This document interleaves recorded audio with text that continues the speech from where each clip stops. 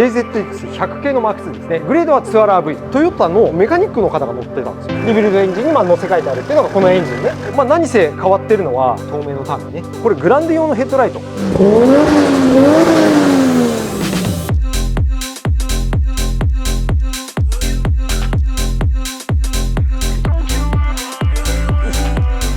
よし君こんにちは。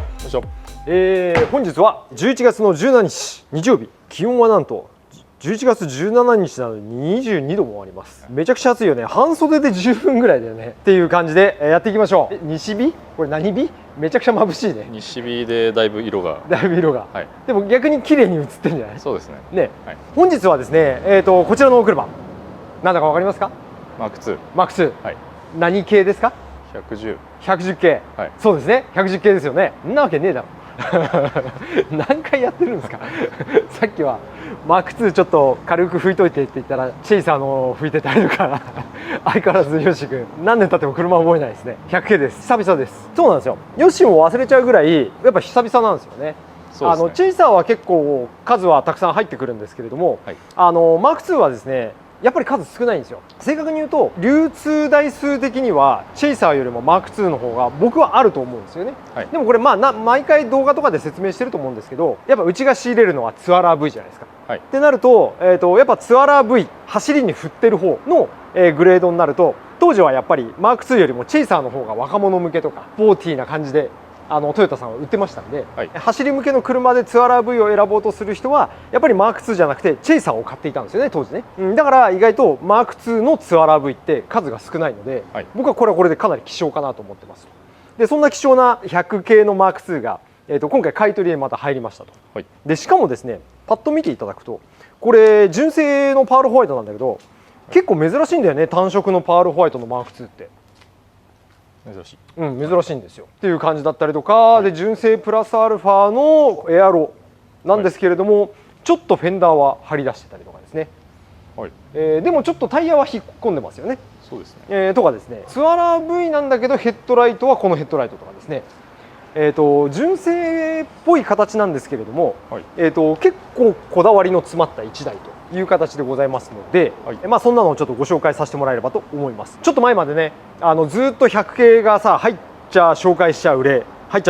ってずっとやってましたよね。そうですね。でもここ3ヶ月ぐらいいきなりパタッと止まったでしょ。はい、止まりました。多分最後に買い取りして買ってもらったのって多分シルバーのチェイサーを紹介したのが最後かな。はいはい、であれが多分ここ最近でいうと最後に紹介した車だと思うんですけれども、はい、でお客様も近所のお客さんで買っていただいて、はい、もうすでにマニュアルの乗せ替えも終わったらしいですし、マフラーの交換も終わってますね。車庫帳もつけたんだったっけな。今度店に来てくれるってことなんでちょっと楽しみなんですけれど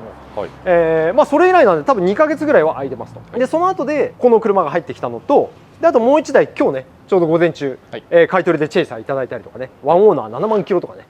そんなのいただいたりとかしてまして、はい、それ以外にも今日すでにまた他の車屋さんから2台買い取りしてたりとか、はい、マジで買い取りが止まらないみたいな、駐車場もいっぱいで予定もいっぱいでどうしようみたいな感じですけれども、はい、なんとか今日は1時間ぐらい時間あるでしょ。なんで、こちらの紹介をできればと思いますので、やっていきましょう。 OK ですか？はい、はい、じゃあ本日よろしくお願いします。お願いします。はい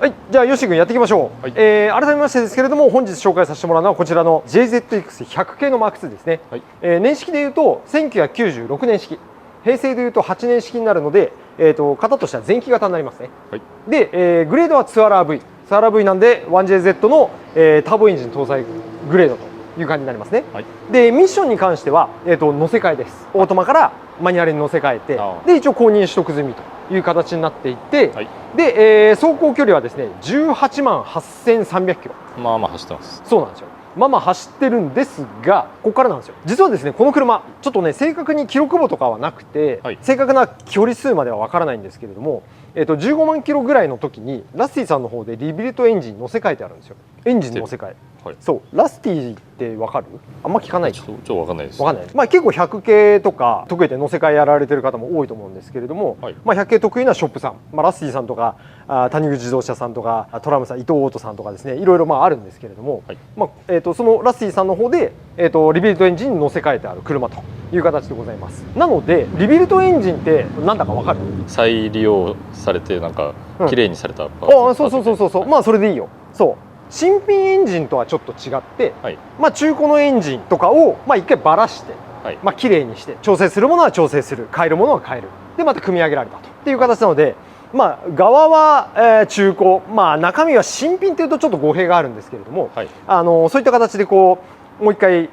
綺麗にされて組み上げられたエンジンという形になってますね。でこれがそのリビルドエンジンも結構良し悪しがあって、多分これはねコメントとかでいただければと思うんですけれども、多分失敗してるリビルドエンジン乗せた人とかもいると思うんですよね。リビルドエンジンだからと聞いてとりあえず乗せ替えて、そしたらそのリビルドエンジンが中身が全然ダメだったっていうパターンもあれば、ちゃんとしたショップでちゃんと精密に組み込まれた、それこそ新車のコンディション以上のリビルドエンジンにしてあるところもあるぐらいなんですよ。だから一概にリビルドエンジン全てがいいっていうわけではないんですけれども、まあ少なくとも18万キロ走ったエンジンよりかは全然いいと思います。でそのリビルドエンジン、しかもちゃんとしたショップさんが作ったリビルドエンジンに4万キロ前ぐらいですか、には変えてあるので、まあ、そういった意味ではまだエンジンはこれからの車かなっていう感じでございます。でこれもともとねお客さんが聞いてるお話というか、まあ、ストーリーでいうと、もともとはね実はこのラスティさんでハイフロータービンっていうのを入れたんですよ。それが2010年ぐらいだったかな、でそのハイフロータービンを入れたんだけれども純正加工のやつね、でそのタービンがね2年ぐらいで飛んじゃったんだって。でタービンブローをしてで多分エンジンの中にも、まあ、ダメージ少なからずいってそうだよね。でしかも走行距離もそれなりに走ってたよね、っていうことだったので、さっき言った、2012年ですね、2012年15万キロぐらいのタイミングで、エンジンとであとタービンに関しても当面のタービンに入れ替えたというこんなストーリーになってます。で一応ねそのラッシーさんの、ブログにもこの車載ってて、でそこのお写真とかをちょっと拝借させていただいて、あお客さん持ってたやつだっけな、そううちのホームページの方にもちょっと書いてあるので、よしちょっとその写真パタッとはめてほしいんですけれども、そんな感じのストーリーがありますので、ちゃんと車としてはかなりコンディションが今はいい状態という感じになっております。でですね、あともう一つ突起すべきは、この車実はですねもともとトヨタのメカニックの方が乗ってたんですよ。トヨタのメカニックさん。そう、トヨタの整備士さんが乗ってたんですよ。僕よく新車買ってますよね、アルファードとかベルファイア、GR ヤリス、あと何買ったっけ、ランクル250買いましたね、あそこの会社さんのメカニックさんです。あ、そうなんですね。そうなんですよ、そうなんですよ。でだからですよ、やっぱりディーラーさんですから車検対応じゃないといけないわけですよ。だからオーバーフェンダー出して、多分俺ならもっと外出したい、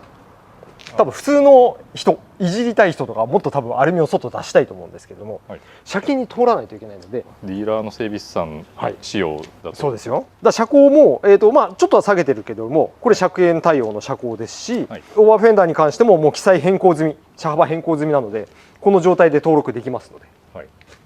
で、で、ホイールもちょっと引っ込んでるんですけど、これで車検対応ですと。まあこれをもっとね辛い位置にこう出したいっていう人は自己責任でやってくださいっていう話なんですけれども、であとは後ろの方とか来てもらうと、マフラーに関しても後でエンジンかけますけれども、HKS のスーパーターボマフラーですねがついてますと、これも車検対応です。そうっていう感じで、そうなんですよ。パッと見結構ちょっといかついとはまたちょっと表現が違うけれども、いじってそうじゃん、めちゃくちゃ。そうですね、なんですけれども実は車検対応の仕様という形でございます。じゃあですね、ちょっと内容濃いめの車なので、さらっとじゃあ外装の方行きましょうかね。まあ一番初めに言ったように純正プラスアルファで、エアロに関しては純正オプションのエアロがくっついているという感じになってて、まあ、インタークーラーの開口部はもうカットしてあるという感じですね、になっております。OK ですか。でこの純正エアロバンパー希少ですよね。でプラスあとこの、グリルですね、これも当時のスポーツグリルっていうんですかね、スポーツメッシュグリル、これ純正オプションですから、これも希少なんですよ。で横に回ると、まあ、さっきのオーバーフェンダー、これ叩き出しですかね、これもラスティさんでやってもらったんだったかな確か。っていう感じで、どんぐらい出てるんだろうね、2、3センチぐらい出てるのかね。そうですね、っていう感じになっていて、でも一応カバーは結構みんなこれ取っちゃうんだけど、このインナーフェンダーね、でも一応ギリギリつけられるところでダメなところはカットして、でもカバーするところはカバーしてっていう感じでつけてありますね。なんかここら辺はちょっとこだわりを感じる部分じゃないでしょうかね。で傷はね、モールにちょっとこう小傷があったりとか、そう、あとはここのオーバーフェンダーのここら辺とかはちょっとパテがこう割れてきたりとかしてる部分はありますけどね。でもまあまあ全然いいんじゃないかなっていう感じでございますと。で、サイドとリアも純正のエアロがついてて、こっちから回った方がいいかな。サイドとリア純正のエアロがくっついてて、はいですね。はい、であとはトランクに関しては、後期型のトランクに変えてあるので、はい、なんでテールランプがこうつながっているタイプですね。前期型はこう分かれてるんだけどね、はい、後期はつながるタイプに交換してあるという感じでございます。はい、あとは外装でいうとこのウインカーミラーっていうんですかね、これがついているという感じですね。これ何なんだろうね。純正とはちょっと形が違って、でもカバーっぽくもないんだよね。もうこんな感じでございました。で、パッと見は綺麗で、さっき言ったようにそのちょこっと傷はあるものの、全然綺麗に。で、塗装面に関しては、ところどころね結構補修かけてるんで、はい、ルーフなんかもちょっと塗装が粗いところが一部あったりとか、はい、あとトランクなんかは多分これ見てもらうと、ここ透かしてもらうと分かると思うんだけどさ、ちょっともう艶がだいぶなくなっちゃってるよね。分かる？そうですね。そうそうそう。っていう感じ。よく見ると、塗装の粗さとかくすみとかが若干あるんですけれども、はい、言っても18万キロですから、30年経ってますから、28年か新車から。なので、そこら辺は許してねみたいな、そんな感じの仕様でございます。OK ですね。はい、であとはヘッドライトに関しては、これグランデ用のヘッドライト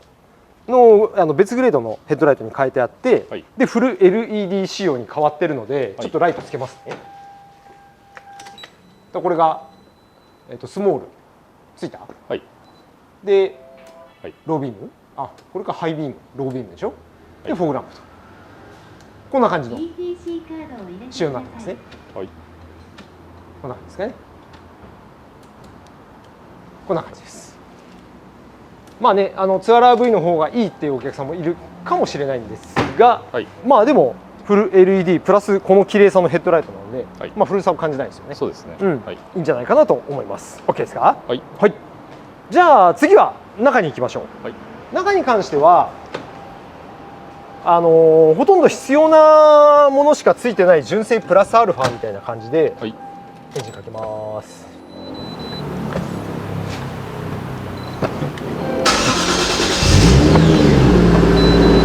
ちょっとこんな感じで。ほんの少しダッシュボード浮き出てるかなぐらいで、でも前期型の割には全然綺麗なんじゃないかなと思います。はい、はい、でデフィのメーターね、追加メーターが4つ、水温、油温、油圧、であとはブーストですね。全部ちゃんと作動しますねっていう感じ、はい、とあと追加のスピードメーターでしょと、あと制御はね、アペックスのパワー FC で制御してますので、はい、パワー FC の FC コマンダーがついてたりしてます。で、ブーストコントローラーもここについてますという感じですね。そうですね。で、あとは珍しくあれですね、乗せ替えマニュアルの割にはちゃんとここにボタンがちゃんとついてる感じですね、の車になっております。で、シフトの入りも試乗したけど至って普通っていう感じでございますと。一応こんな感じですね。一応ナビゲーションもこれサイバーナビ、はい、ラクナビの方じゃなくてサイバーナビの方なので、はい、物はいいやつっていう感じかな。もともとは高いやつです。もともとは高いよね、サイバーナビもね。そうで、あとドラレコも多分連動してると思います。接続確認したらドラレコもオンになってたんで、はい、これは使えるのかしら。レーダー探知機も兼ねてそうだけど、反応しないんでよく分かりませんと。はい、OK ですね。はい、で、コンディションそんなに、でもここはちょっとクリア色はげ出てるかな。なんか真ん中ら辺は綺麗だね、カーボン調はね。そんなに傷んでる感はないけどね。ドアのとこぐらいですかね。そうだね、傷みは。あとシートに関しても意外と綺麗、走行距離の割には綺麗なんじゃないかなと思います。 OK ですか？はい、はい、後ろのシートも綺麗ですね。こんな感じですね。はい、ではお待ちかねエンジンルーム行きますか？はい。エンジンかけといた方が良かったかな。いいか、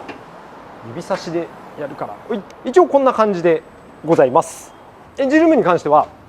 多少年式相応のやれといいますか、はい、っていうのはあるものの、比較的綺麗なんじゃないかな。あと修復歴はないので、はい、その点は安心できるんじゃないかなと思いますね。何せ変わってるのは、これちょっと見えるかな、ね、透明のタービンね、これです。ここですね。はい。ここです、ここです。はい。東名の8280ってやつですかね、まあ、ポン付けタービンで、はい、純正プラスアルファぐらいで、はい、350馬力ぐらいで、結構もう完全にフルチューンすると、450馬力ぐらいまで、対応できる。ブースト 1.56 ぐらいまでかけられるのかな。なんで、結構純正っぽい使い方ができるタービン、はい、でかつ乗り味も結構下からちゃんとトルクが出るようなタービンなので、はい、これねめちゃめちゃ乗りやすいですという感じでした。はい、でさらにこの車は、カムシャフトに関しても、はい、HKS のカムシャフト V カムって言ってたんだけれども、はい、V カムってでも GTR とかだと V カムっていうのをつけるとさ、油圧でこう可変みたいにこうやるんだけれども、はい、1J の場合ってもともと可変ついてるからどういうカムなんだろうっていうのちょっと僕あんまりそこまで深く知識がないので、はい、分かる人がいたら教えてくださいコーナーなんですけれども、まあ、いずれにしてもね HKS のカムシャフトが入ってるので、音なんかはちょっとカラカラカラって音は出るんですよね。ちょっと回しますね。はい、ちょっとカラカラカラカラカラとかって言ってる。わかる？なってますね。そう。だからこれは別に壊れてるわけじゃなくて、まあ、カムが入ってるんで、はい、まあまあしょうがないよねっていうところはありますね。はい、いう感じです。こんな感じですね。で、あとはHKS のダイレクトサクションかな。はい、HKS のエアクリとあとブローフバルブ。はい、でもこのブローフバルブもちゃんと戻してるので、これも車検対応です。であとはオイルキャッチタンクがねあそこついてたりとか、クスコのトライアングルタイプのパワーバーがついてたりとかっていう感じになっております。インタークラも変わってるしラジエーターも変わってて、これも放熱塗料なのかな、塗装塗ってあるんだよね。後からね赤くなってるでしょっていう感じになっております。一応こんな感じの仕様です。はい、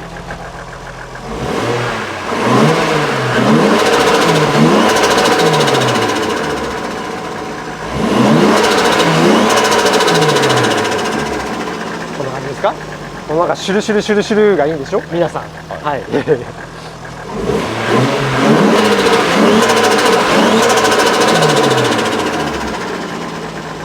で、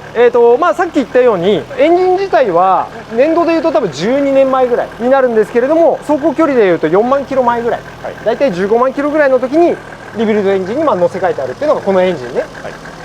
で、プラスさっき言った透明のタービン、はい、これも同じタイミングで変えてある。でその時にカムシャフトとか全部移植してでゲーシャセッティングし直して、はい、でセッティング出てるような感じなので、はい、まあ、今現状は上も下も全然乗り味調子よくて、で変なホッケなりコケなりも出てないので、はい、調子いいんじゃないかなとは思います。まあ、ただとはいえですねやっぱりもうノーマルじゃないので、でしかもエンジンの内部さっき言ったカムのところまでいじってるので、はい、ある程度はやっぱそこに知識がある人だったりとか、はい、もちろんその、まあ、エンジン内部で壊れるっていうのはちょっとあんまり、ね、考えづらいっていうのはあるかもしれないですけど、例えばアペックスのコンピューターが壊れちゃったりとか電子部品ですから、はい、だからそういうのが壊れた時には、ディーラーさん持ってっても何ですかって言われちゃうので、ちゃんとしたそういったショップパワー FC とかでセッティングができるショップさんじゃないと、セッティングできませんので、はい、まあ、その点注意いただいてという感じですかね。はい、でちなみにエアフローレスでセッティングしかもしてあるという感じの、車の内容でございます。じゃあ最後は、マフラーいきますか。はい、ちょっと前出しますね。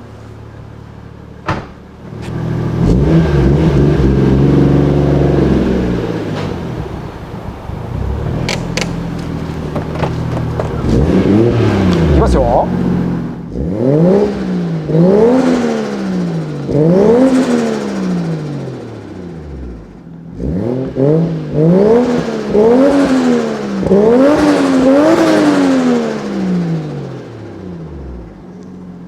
こんな感じですかね。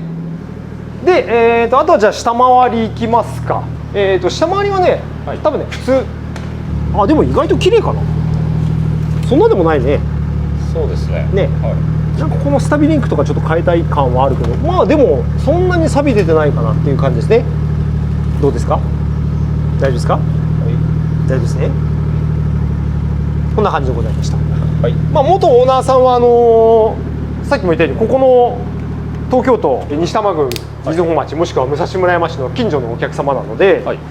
東京都でずっと使ってましたから、はい、そんなに汚れてもないので。雪国とか走ってたわけじゃないですからね、はい、まあそういったところは大丈夫かなと。あとトランクルーム見ましょうかね。よ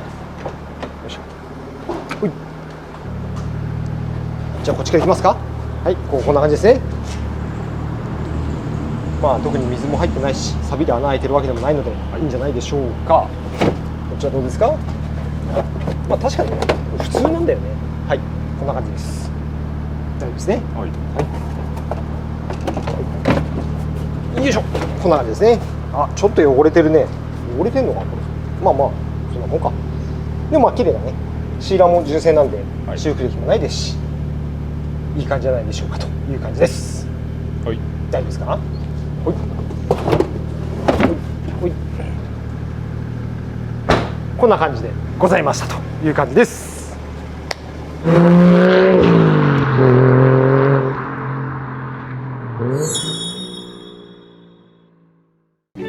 じゃあよし君、はい、お疲れ様でございます。お疲れ様です。ただいま15時39分、はい、4時には出ないといけないので、ここから車を閉めたりとかしなきゃいけないですから、一旦ここら辺に切りましょうかね。はい、今日、紹介させてもらったのは改めましてですけれども、久々入庫の 100K M2 ですね。はい、1996年式、平成でいうと8年式の M2 で、グレードは、ターボエンジン搭載の 2RV で、マニュアルエンジン乗せ替えという感じの車でございました。はい、で注目すべきこの車のポイントとしては、まずは元トヨタディーラーさんのメカニックが乗られてたということもあって、はい、オール車検対応仕様に今のところはなってますっていうのは一つ、はい、でもう一つはさらにね記録簿とかも結構ちゃんと残ってるんで、点検の記録簿とか、はい、そこら辺は、うちのホームページの方に、記録簿の写真とか一部載ってたりとか、はい、で最近でもね確かねエアコンだったかなの高圧ホース低圧ホースとかも全部変えてたりとかしてるんでね、やっぱり整備士さんですから、はい、やられたっていうのがありますと。であとは何といっても千葉県にあるね 1J 得意なショップのラスティさんの方で約4万キロ前ぐらいですか、はい、15万キロぐらいのタイミングにエンジンリビルトエンジンに乗せ替えてある。で透明のタービンも新品でその時つけてあると。で、セッティングも取れてるという感じの内容でございました。であとはなんだ修復歴なし希少なマーク2、こんだけ綺麗だったらいいんじゃないでしょうかっていう感じなんですけれども、お値段は、ホームページちょっと見ていただいてと。でもまあやっぱりその皆さんやっぱ距離気にするじゃないですか。まあ僕もしっかりですけれども、はい、走行距離気にするじゃないですか。まあ何もしてなくて結構荒く使われてた12万キロ13万キロよりかは、はい、結構まめにメンテナンスされてたり、それこそさっき言ったようにリビルドエンジン乗せ替えてあったりとかっていう感じなので、19万キロ近く走ってるとはいえ、これは僕個人的にはかなり程度いいんじゃないかなと思います。長く乗れる車なんじゃないかなと思いますね。はい、ただやっぱり注意点としてはさっきもエンジンのルームのところで言いましたけれども、やっぱりエンジン、内部って言ってもカムシャフトなんだけれども、はい、株の部分までやっぱ手入ってる車なので、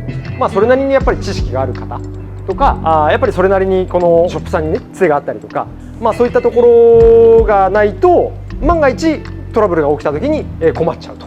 いう感じですね。はい、ノーマル車だったらさ、まだディーラーさん持っていけば、古い車だからもしかしたらあまり対応してくれないのかもしれないけれども、はい、まだディーラーさんに行けば何らかの修理をしてくれたりとか、はい、まだ一般的な整備工場でも対応してくれるとは思うんですけれども、はい、さっき言ったように、何度も言いますけど、カムまで変わってタービンまで変わってる、でコンピューターで原車セッティングを取ってる車になりますので、はい、やっぱそこら辺の注意点は買うんであればね、必要なんじゃないかなと思います。じゃあ一応こんなところで、ヨッシー君最後なんか質問あればお願いします。100系がもともと買い取りで多かったじゃないですか。多かったね。そこからするとやっぱだいぶ減ったね。その減った理由っていうのは実際なんかあるんですか。理由は多分2つあって、はい、1つはね最近ちょっとね全然オークションの買いをやってないんですよ。昔まではさ、もちろん買い取りもあったよ、はい、でもオークションでも仕入れてたじゃん。でも最近まずねオークション仕入れ最近ほとんどやってないっていうかできてないんですよ。なので、そのオークションでの仕入れがないよねっていうところと、はい、さらに、オークション会場の車一応見てはいるんだけど、はい、いや本当にね全然いい車もう残ってないんですよ。程度が悪いっていうこと。そうだね、だいぶ程度が悪いね。だいぶ程度が悪いかなっていうのしか残ってないので、はい、程度悪いの持ってきてもねっていうところがあって、はい、止まってるというのがありますと。であとはやっぱり絶対数はさっき言ったようにものすごい勢いで俺減ってると思ってて、だから買い取り依頼も絶対数が減ってるんで、買い取りの依頼査定の依頼も結構減ってきてるんじゃないかなと思ってますと。はい、でさらに言うならば、買い取りの査定依頼入ってくる車もですね、はい、その車の質自体も、はい、だいぶ落ちてきてるかなっていう感じですね。これなんかまだ全然いい方。もう結構ドリフト全開やっててがっちりぶつかってますとか、はい、それこそ事故減少車の状態で査定値段いくらですかってお問い合わせ来たりとか、はい、どうやってこれ車検通るんだろうみたいな感じまでいじっちゃってる車とかさ、そうい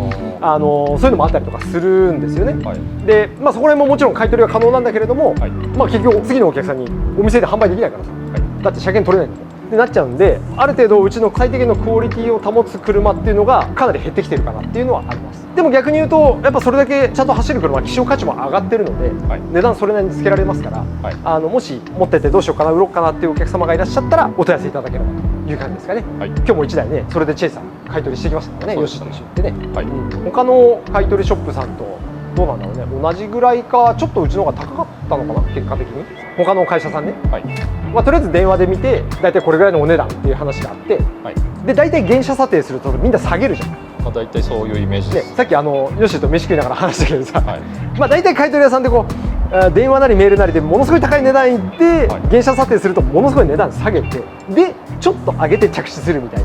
な、なんかまあこの流れがもう営業フローのような感じになってますけども、まあ、うちの場合は普通のお客さん写真とかもらえれば大体これぐらいの値段ですってお伝えしたりとか、はい、まあ、ある程度軽い情報だとしても傷がこれぐらいあったらこれぐらいの値段、傷がなくてバリモンだったらこれぐらいの値段、さらにノーマルパーツとかがあればこれぐらいの値段とかっていう出し方をしているので、はい、結構お客さんも売る前にイメージ湧きやすいんじゃないかなと思いますし、はい、で実際に買い取りでお邪魔した時に、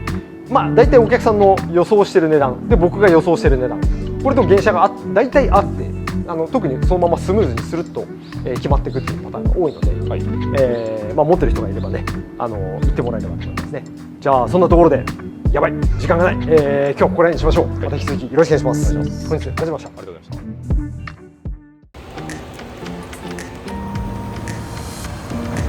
今回のコンセプトとしてはスポーツカー今とにかく高いじゃないですか。新車じゃ買えない400万だ450万だの車が100万円切って乗れると。こちらのスカイラインが平成22年式インスパイアですね。これがやっぱ新車400万の車なんですよ。オーディオめっちゃこだわってるんですよ。